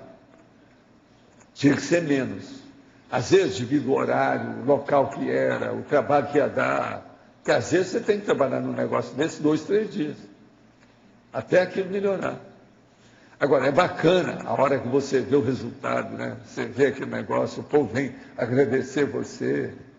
Então, tem aquele cara que depois que faz um negócio, pessoas, você tem que fazer, nós vamos fazer um churrasco para vocês lá. Mas nada de churrasco, não vai matar nada, não vai comer carne, nada disso. Seja, santifica o processo, limpa tudo, não pensa nisso.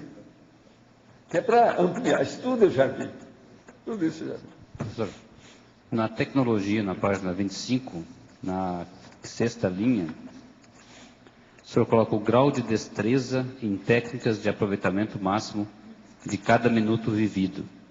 O verbete como um todo, parece que a ideia principal aqui é esse teste que a pessoa faz na terceira idade, para verificar se ela absorveu ou não as neoverpons, né? Eu coloquei a terceira idade, que é a parte cronológica, né? A hora que o negócio começa. Se a pessoa na terceira idade não fez alguma coisa, ela vai fazer quando? Então, alguma coisa ela tem que ter mostrado, na terceira idade já definiu, né? Vocês estão nesse caminho, né? Na meia-idade já começa a bater esse processo. Você está batendo na porta. Nhoque, nhoque.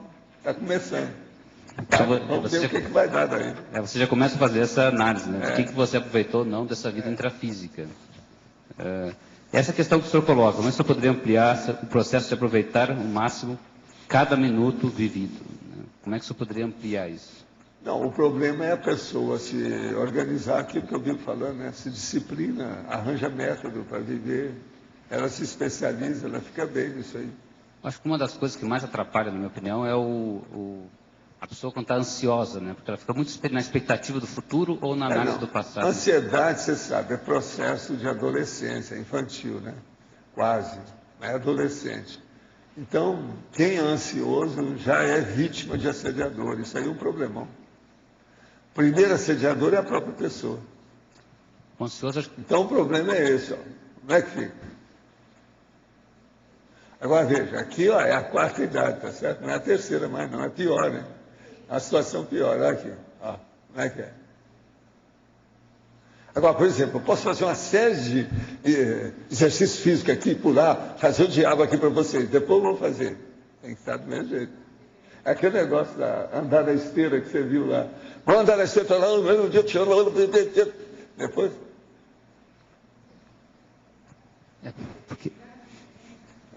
Essa é a destreza de você aproveitar o máximo o aqui e agora multidimensional, né? A cada segundo, a cada instante, você aproveitar ao máximo a experiência evolutiva. Então você vive o aqui e agora multidimensional. E olhar os detalhes. Tem que começar a olhar os detalhes para ver como é que você engrena os seus horários. Horários e manifestações. Então, tem que usar aquele termo meu que é o binômio, né?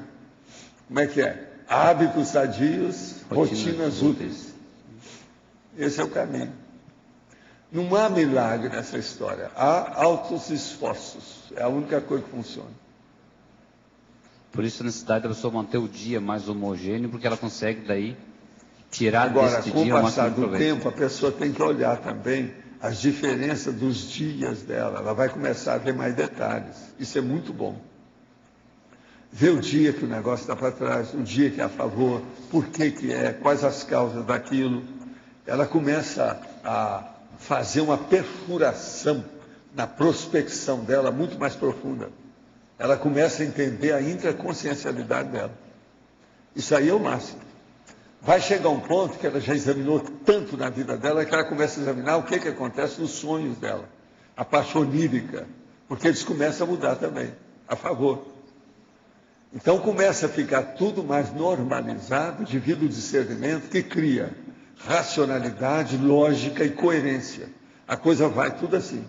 Uma coerência, para ter coerência, ela precisa de ter prioridade. Então isso tudo tem que ser examinado dentro de uma disciplina muito grande. Tá certo? Gostaria de saber o que ocorreu comigo ontem na mega euforização. Quando estava naquele momento de meditação, imaginei o tertuliário e comecei a me concentrar.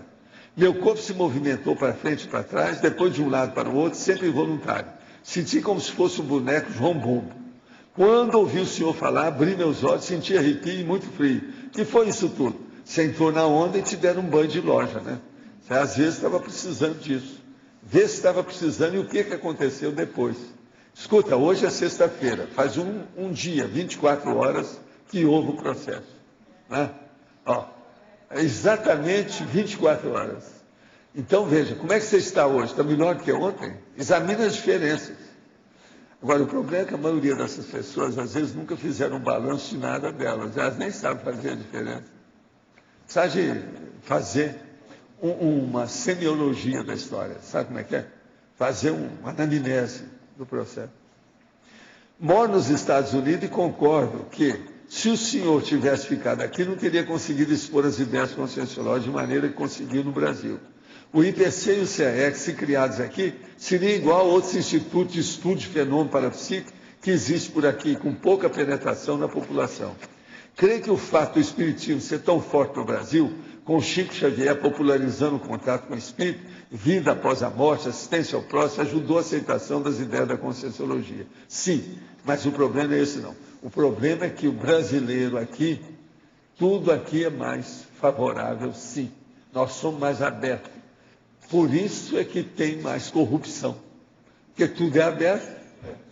Tem uns que vão para a marginalidade. A ilicitude é uma pena. Mas agora, que para trabalhar com as ideias, aqui é muito melhor. Recentemente, um músico aqui em Portugal, esse aí é dos Estados Unidos, esse aqui agora é de Portugal. Recentemente, um músico aqui em Portugal sofreu traumatismo crânioencefálico grave. O cantor, que foi submetido a uma cirurgia depois do acidente, esteve ligado ao sistema de suporte de vida, que acabou sendo desligado 3 dias após o acidente, depois dos médicos terem declarado a sua morte cerebral. Isso veio levantar a questão da morte cerebral, se ou não a morte do corpo físico. No caso da morte cerebral, qual o exato momento em que se dá o rompimento do cordão de prata e o desligamento com o corpo físico? É quando os médicos desligam a máquina que mantém a respiração artificial do corpo e na hora que o coração para? Olha, o problema é o seguinte, às vezes a consciência ela está desligada, ela está descoincidida, mas ela está perto do corpo, mas ela não consegue mais controlar, governar o corpo. Então isso só acontece a hora que desliga tudo. A hora que desliga, acabou. Aí as conexões todas vão para o espaço, não tem mais gente ligar mais nada. Uma outra coisa, não fica com aquela ideia de jirico, daquele cara que falou, não, mas às vezes eles tiraram a consciência e entrou o assediador e tomou conta. Não existe isso. O problema é a pessoa mesmo, é sempre o dono do corpo. Não tem jeito de mudar isso não. Possessão, por melhor que seja, nunca tem uma possessão para substituir o outro. Não existe isso. De que modo a conscienciologia se relaciona com a questão da compaixão humana? Olha, compaixão é uma coisa que todo mundo tem. Agora, ela não pode ser uma doença. Você tem que ter compaixão até o ponto que você não se acomplicie com a dor do outro. Senão, daqui a pouco, você faz assimilação simpática da energia da pessoa. Uma compaixão um pouquinho exagerada já dá doença em quem compadeceu. Vai com calma, que eu mesmo já atingi muita gente com esse negócio da doença da compaixão. Tem a compaixão correta e tem aquela que é totalmente patológica. Estou descobrindo a conscienciologia, já li o manual da TENEPS que pretendo praticar. Estou inscrito em um dos cursos do IPC.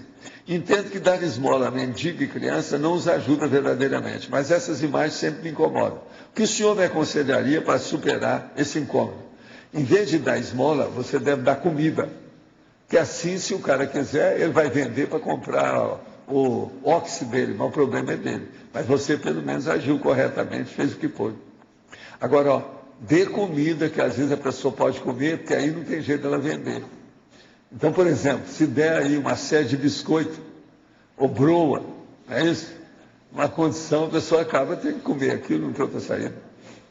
É possível o senhor me localizar dentro do seu autoteste da evolução cronológica, na condição de alguma Comunex, Pandeiro, curso intermissivo, tem afinidade com Gerard Anacleto Vincent Ancosi, que viveu... Cadê o nosso amigo? Não está aí, não? O Jarbas? Aqui, Ancosi, sabe quem é? Que viveu de 1865 a 1916 e estou realizando listagem de afinidade com 100 itens. Pode falar sobre essa personalidade? É possível que tenha sido eu? A resposta dessa pergunta vai ampliar meu trabalho interassistencial. Olha, para te dar uma dica, você vai entrar em contato com o doutor Jarbas Paranhos, aqui. Olha bem o Jarbas, qual que é o endereço dele. Você não tem aí o telefone dele? Não? Você tem aí o e-mail ou qualquer coisa? Ele aí pode saber, porque esse já estudou muito esse povo aí. É a turma dele. Você está mexendo em casa de marimbondo, que é a turma de iniciação do povo da magia, e etc. Tal. Eu já estudei isso demais. E o Jarbas é especialista no assunto. Vamos ver o que dá, né? O nosso amigo tem 29 anos, é de Pesqueira, Pernambuco. Vamos ver se ele vai pescar alguma coisa aí. Agora, ele escreveu bonitinho. Gerard Anacleto Vincent Ancosi. Está direitinho, está escrito direitinho. O francês lá. Professor. Sim. Aqui. Aí na página 25, em efeitologia. Sim. Na quarta linha, de cima para baixo, você poderia aprofundar o efeito evolutivo da ordem das coisas? Onde é que está isso? Quarta linha. Quarta linha dos efeitos. O efeito evolutivo. O efeito evolutivo da ordem das coisas. O caso é o seguinte: quando a pessoa começa a evoluir, ela começa a acertar as inteligências dela. A inteligência interna, a inteligência psicomotriz, a inteligência disso. Chega num certo ponto, então, que ela descobre que tem uma inteligência superior às outras, que ela é mais sofisticada e mais composta. Então, que ela é muito mais complexa, que é a inteligência evolutiva. A inteligência evolutiva mostra a pessoa, pouco a pouco, como é que funciona a ordem das coisas, como é o equilíbrio do processo do cosmos, como é que as coisas ocorrem nas manifestações, de modo geral, através de tudo que tem na natureza. Então, esse é o efeito evolutivo da ordem das coisas, quando a pessoa vê isso. Então, por exemplo, aqui, para nós, o mais importante é você estudar, entender, procurar vivenciar a inteligência evolutiva. Como é que você evolui? Você vai cair na ordem das coisas. Entendeu? Então, o fluxo do cosmos, você vai começar a entender por que é. Aí vai chegar um ponto, você vai ter até uma visão maior, cosmofisiológica, da sincronicidade, que é das coisas mais bravas que tem. Isso aí é a nossa amiga que estava aí comigo, ainda está ainda, né? Está fazendo essa, vamos dizer, um levantamento aí televisivo das nossas coisas.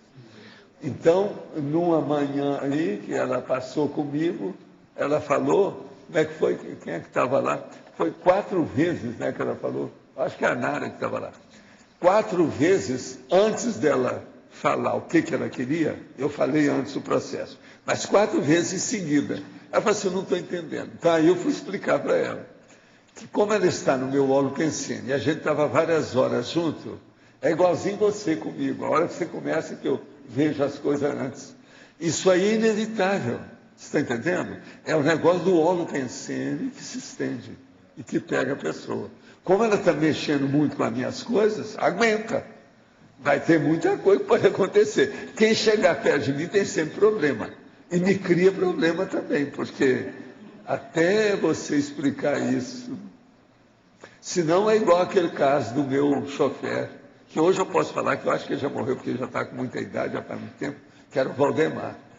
O Valdemar, a hora que tem um negócio lá, que eu salvo o negócio do cara morrer, e minutos antes, eu tive que pedir para ele, Valdemar, eu não vou precisar mais agora de motorista, porque eu vou para a Europa, vou passar uma temporada, mas não era nada, porque ele estava com medo de mim.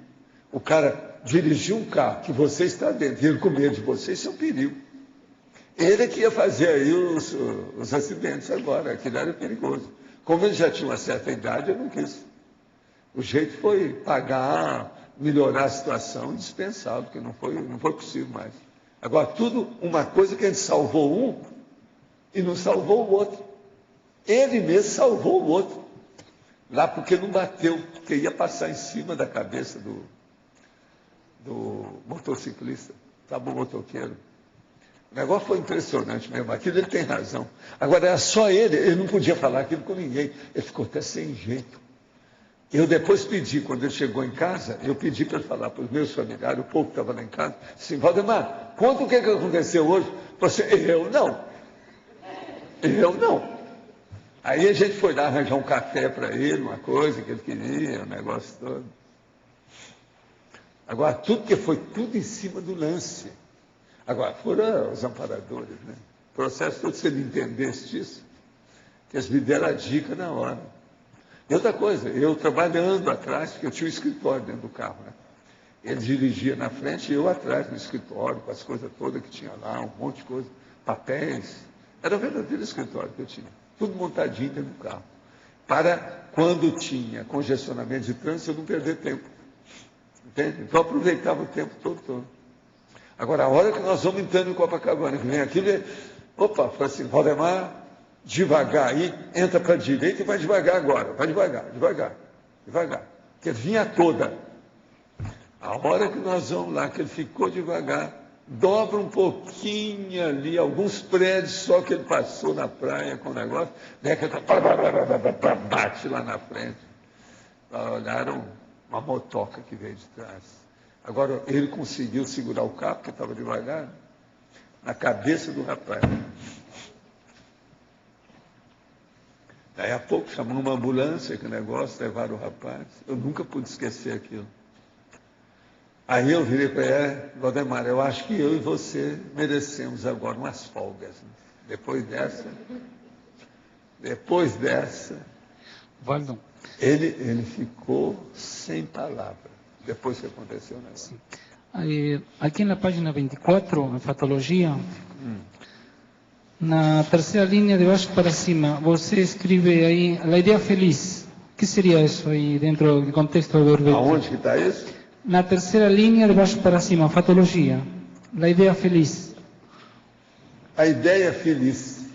O que é a ideia feliz? Não, mas dentro do contexto do verbete que eu... Sim, a ideia feliz é que ajuda o processo da própria vida, a evolução, a cronologia da vida da pessoa, como é que ela vai ver a coisa. Se você começar com a ideia negativa, você entra na baratosfera. A ideia feliz só ajuda você em matéria de evolução. O autoteste melhor é a ideia feliz. Você tem ideia feliz ou tem ideia infeliz? Como é que é? E só isso aí é o resumo de tudo isso aí que tem nesse verbete. Quais as ideias felizes que você tem ultimamente? Ou você tem só ideia negativa?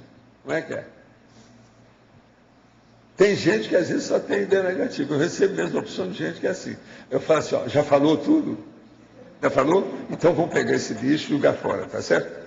Tudo que você falou aqui, vamos jogar fora. Agora vamos pensar tudo direito. Vamos colocar outras coisas no lugar desse lixo. E aí eu começo. Outras palavras.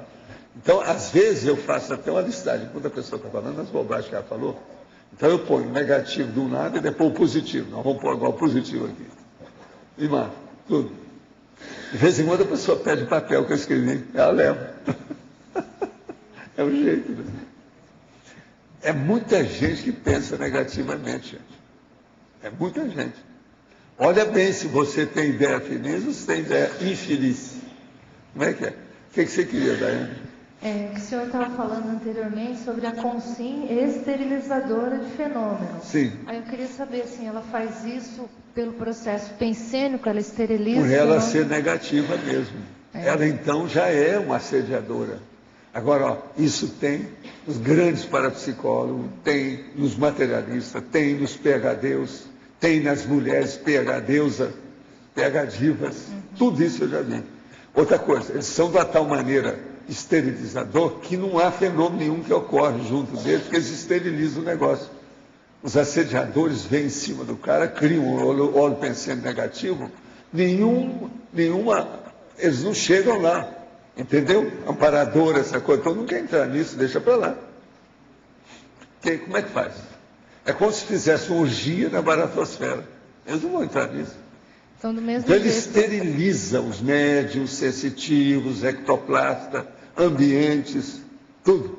Então, do mesmo jeito tem a Consim que faz isso externamente, ela pode fazer isso com os fenômenos dela. Não, ela já está fazendo. Às vezes alguns desses são casca grossa, mas muito forte. Então, eles são blindados. Você está entendendo? Porque já são assediadores. Os assediadores têm medo de chegar perto do cara. Entende? Então, esses é que são os maiores esterilizadores que tem.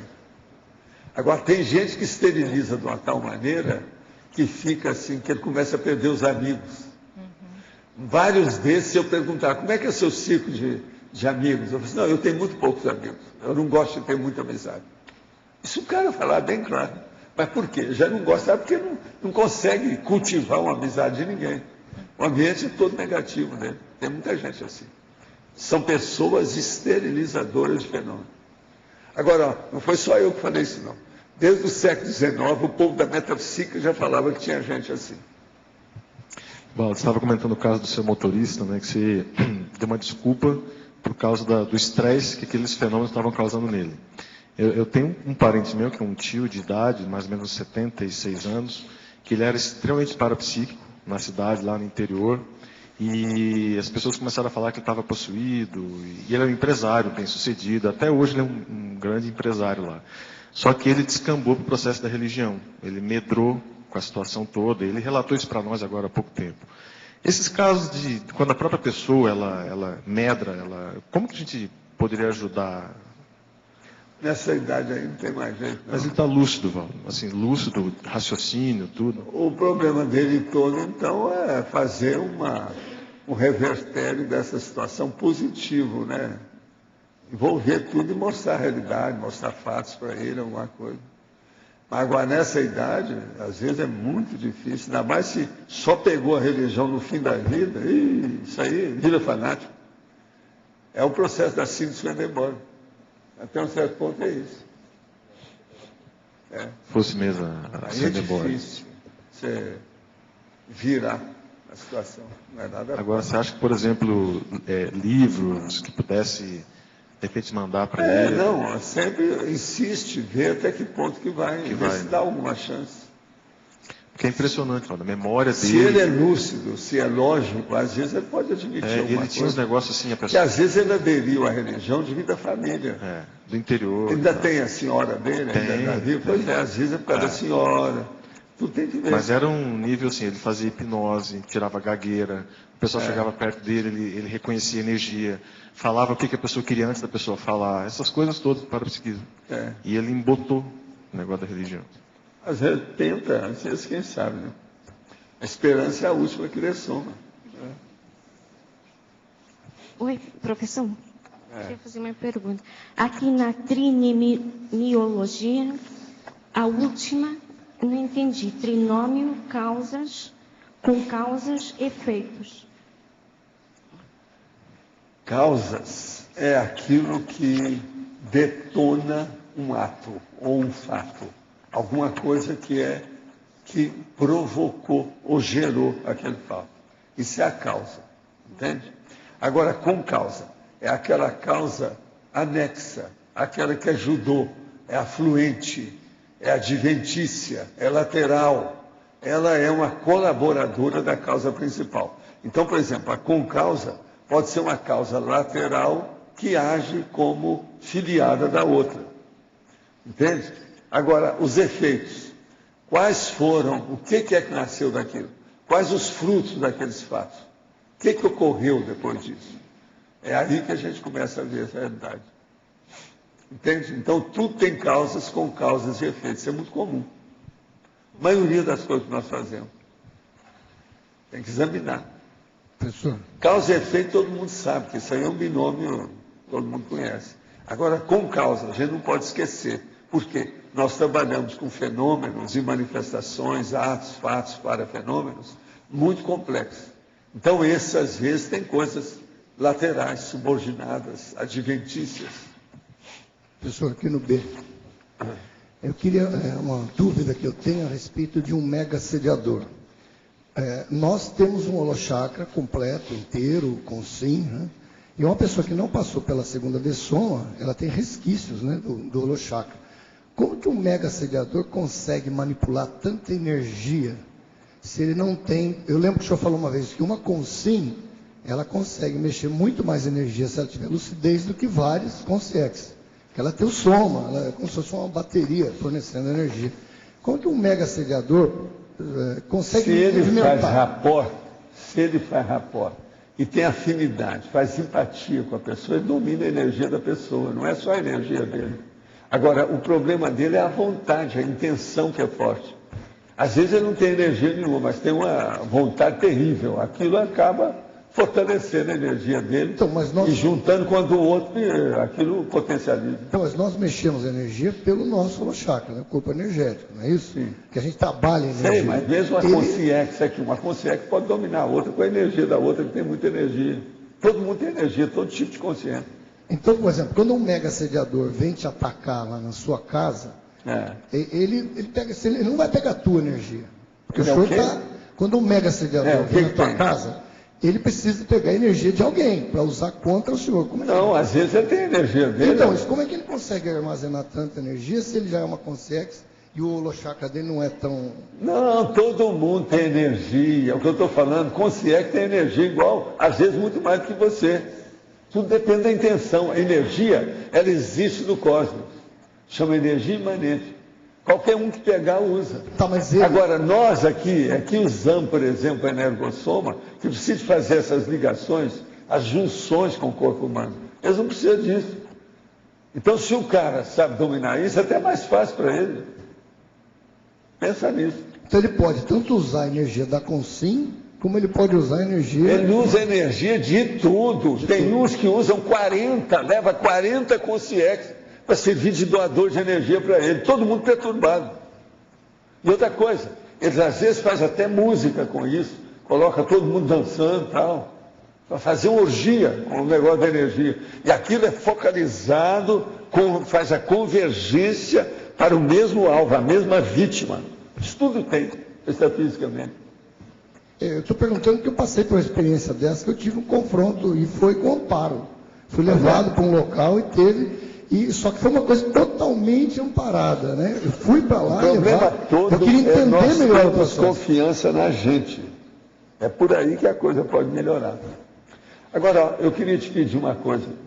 A minha mulher pediu para você arranjar mais um par daqueles sapatos, pode ser? A gente paga tudo bonitinho. Tranquilo. Quando você fizer a viagem. Ela falou que eu preciso ter 3 pares. O sapato é esse que estou com ele aqui. Não precisa colocar, porque eu já coloquei 2 vezes aqui, o povo já viu. Não precisa. Em agosto eu vou voltar outra vez. Esse sapato agora já foi até para a televisão, que eles filmaram eu com o sapato, estava bem óbvio.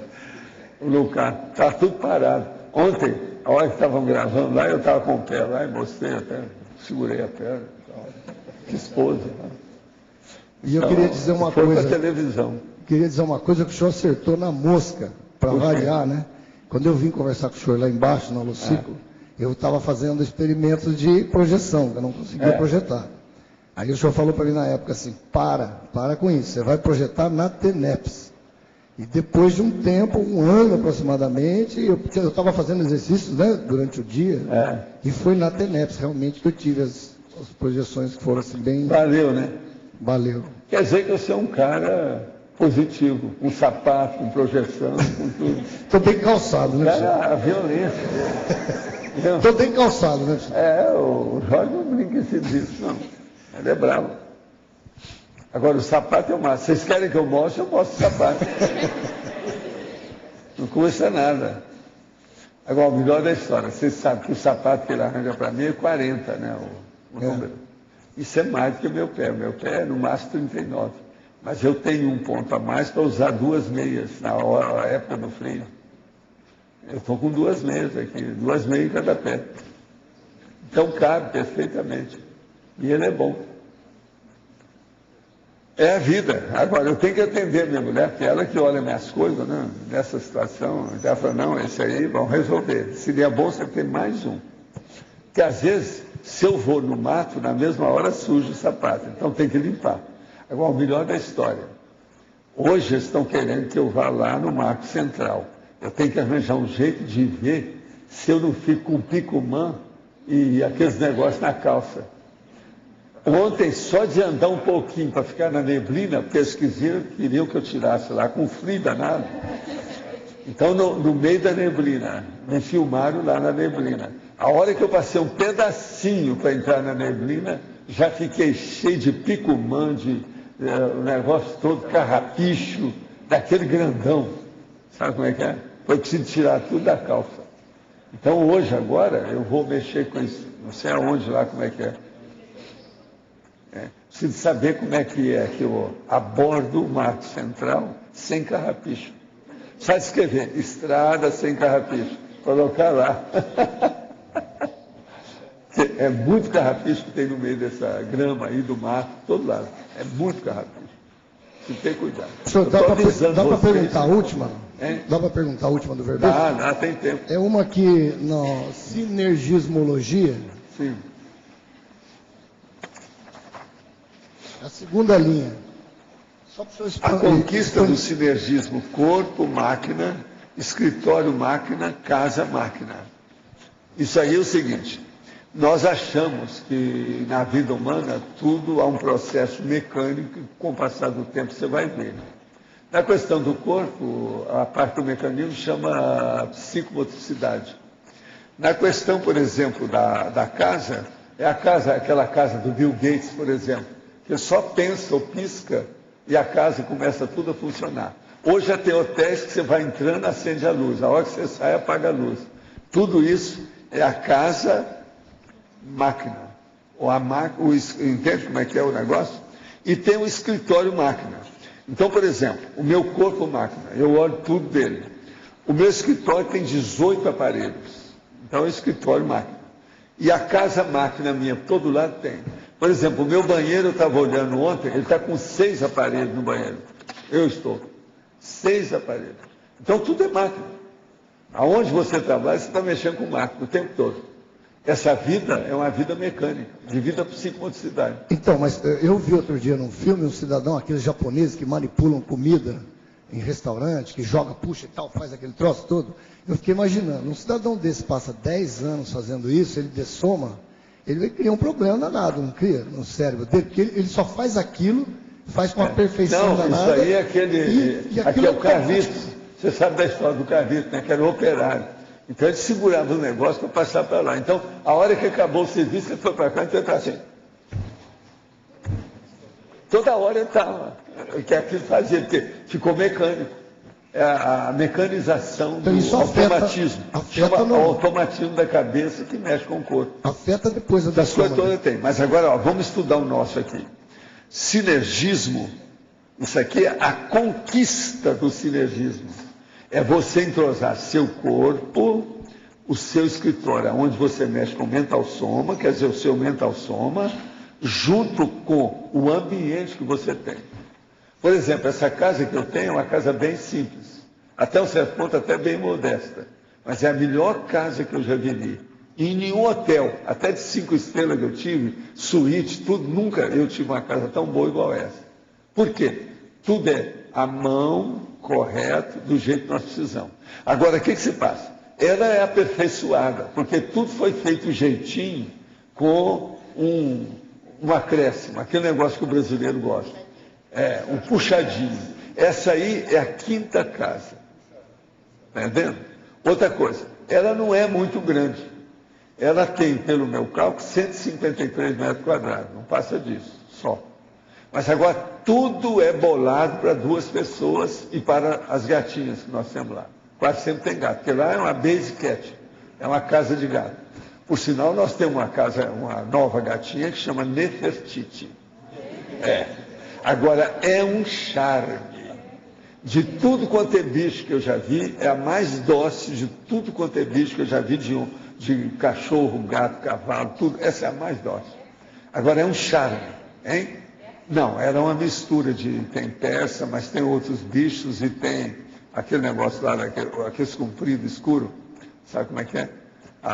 Ela tem várias cores. Ela é furta-cor, esquisita. Mas é bonita. Agora, é um charme a gatinha. O Roberto foi lá em casa e falou, opa, tem uma novata. Eu falei assim, não, calma, é a Nefertiti, cuidado com ela.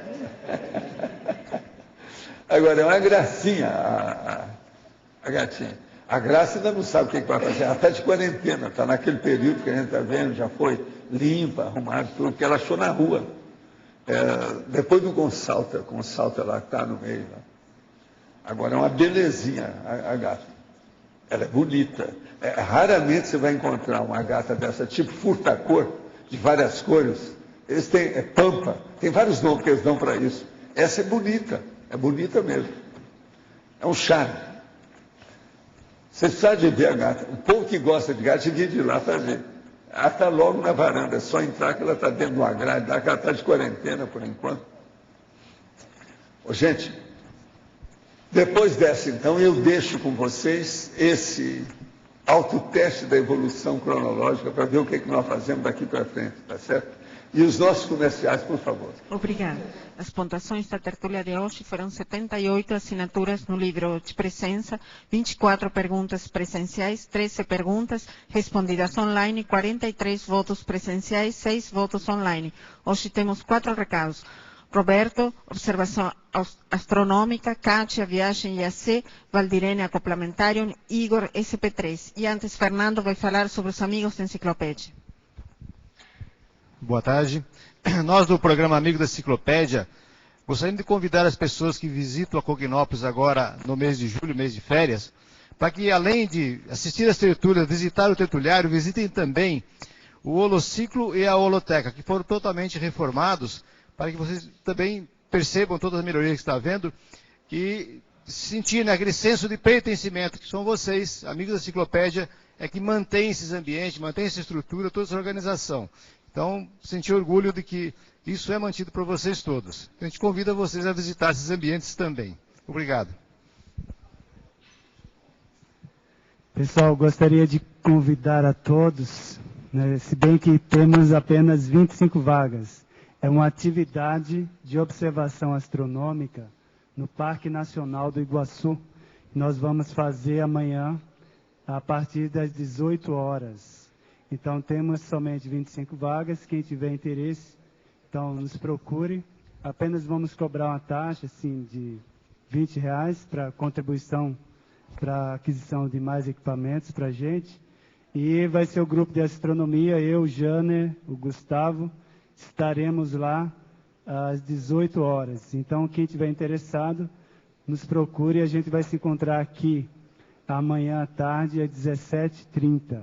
Tá, para sair em direção ao Parque Nacional. É uma atividade que é do nosso grupo de observação e também uma concessão especial do Parque Nacional que a gente consegue para fazer observação astronômica lá dentro, próximo das cataratas e da floresta do parque. Então, quem estiver interessado, nos procure. Boa tarde a todos. A viagem conscienciológica da IAC esse ano será para o Havaí. Do dia 24 de setembro a 2 de outubro, serão 9 dias de exploração dos diversos tipos de energia imanente no Havaí. Os professores que vão conduzir a excursão serão o professor Wagner Alegrete, Nancy Trivelato e Luiz Mineiro. Para quem tiver interesse, é muito importante o preparo físico e o visto para os Estados Unidos. Então, é fundamental que quem queira participar dessa excursão veja se tem o visto válido ou tire o mais rápido possível. Mais informações vocês podem procurar a professora Verônica Serrano, eu mesma, ou entrar em contato com o IAC Califórnia através do e-mail california@iacworld.org. Obrigada. Boa tarde a todos. Nós queremos convidar para os cursos acoplamentários do mês de julho. O primeiro vai acontecer de 15 a 17 de julho, com a temática intermissivista, com os EPICONs Leonardo Fermata e Adriana Lopes. E o segundo acoplamentário será de 25 a 27 de julho, com a temática parapsiquismo, com os EPICONs Mário Oliveira e Marina Tomás. Maiores informações e para as inscrições entrar em contato com a recepção do CAEC ou através do telefone 45 3525 2652. Obrigada. Boa tarde, pessoal. Estamos aqui para divulgar o SCP-3, que vai ocorrer este ano no Rio de Janeiro. As datas são 16, 17 e 18 de setembro. Para quem não conhece, o SCP-3 ele é um curso de campo bioenergético, onde visa a pessoa aprofundar na sua intraconsciencialidade, e só que ele tem um diferencial, que é um curso sem pré-requisitos, né?